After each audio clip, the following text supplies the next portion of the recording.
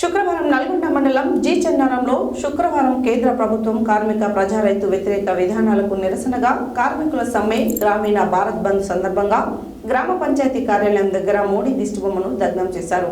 ఈ సందర్భంగా తెలంగాణ వ్యవసాయ కార్మిక సంఘం మహిళా కూలీల జిల్లా కన్వీనర్ దండంపల్లి సరోజ మాట్లాడారు. శుక్రవారం నల్గొండ మండలం జి చెన్నారంలో శుక్రవారం కేంద్ర ప్రభుత్వ కార్మిక ప్రజా రైతు వ్యతిరేక విధానాలకు నిరసనగా కార్మికుల సమ్మె గ్రామీణ భారత్ బంద్ సందర్భంగా గ్రామ పంచాయతీ కార్యాలయం దగ్గర మోడీ దిష్టిబొమ్మను దగ్ధం చేశారు. ఈ సందర్భంగా తెలంగాణ వ్యవసాయ కార్మిక సంఘం మహిళా కూలీల జిల్లా కన్వీనర్ దండపల్లి సరోజ మాట్లాడుతూ ప్రభుత్వ ధనాన్ని కార్పొరేట్ శక్తులకు అప్పజెప్తూ కార్మిక చట్టాలను మార్పు చేస్తూ ప్రజలను బానిసలుగా మారుస్తున్నారని ఆరోపించారు. నిత్యావసర వస్తువుల ధరలను అదుపు చేయడంలో మహిళలకు రక్షణ కల్పించడంలో విఫలమయ్యారని ఆరోపించారు. జాతీయ గ్రామీణ ఉపాధి హామీ పథకాన్ని నిధులు పెంచాలని, రైతాంగానికి కనీస మద్దతు ధర చట్టం పార్లమెంట్లో ఆమోదించాలని, సమాన పనికి సమాన వేతనం అమలు జరిగే విధంగా చర్యలు తీసుకోవాలని డిమాండ్ చేశారు.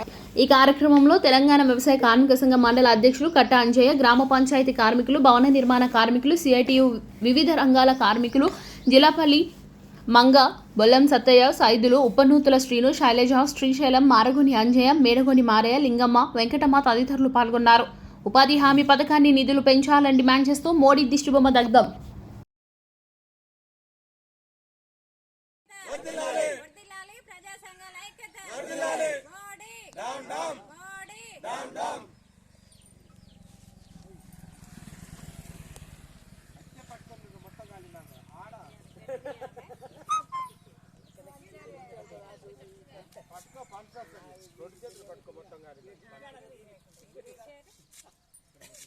ఇద్దరు పట్టుకోండి